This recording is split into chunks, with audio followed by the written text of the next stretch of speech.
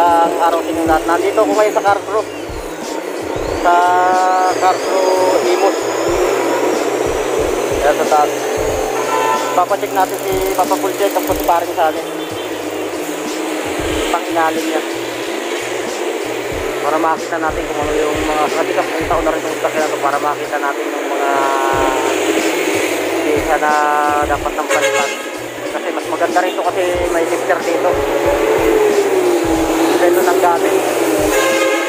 Nakakilala ko din kasi yung isa sa founder ng Carpro dito po. Hintay lang natin matapos yung ano sa loob, yung gagawin yung papel. So ang sabi, mga alauna siguro magagawa, ano? Kasi maraming nakapila. Pero okay naman dahil naka-appointment naman tayo ng Lunes. Yung likod ng shop mga boss. Yan yung offer, may offer sila na promo. Change oil and filter. Puro ano yan, Toyota Avanza, Toyota Rush, Mitsubishi Expander, Honda Mobilion at Sugar Tigayan 2,500. Bali pagkakalam ko yung gamit nilang langis dito ay Castrol. Meron ding Mag 1. Maraming gawa ngayon. Sabi sa amin mga launa daw kami gagawa yung matitik ng sasakyan. Maganda dito oh. So yan mga boss, ano, papaas na yung sakyan at naayos na rin yung problema natin sa iDelicious.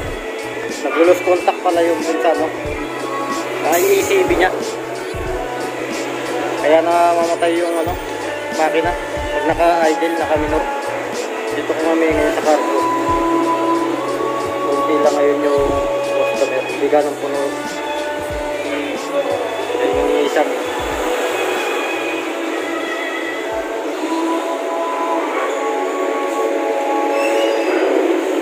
ito yung kanila sa likod ko yan. Alignment, alignment. Carpro Imus brand.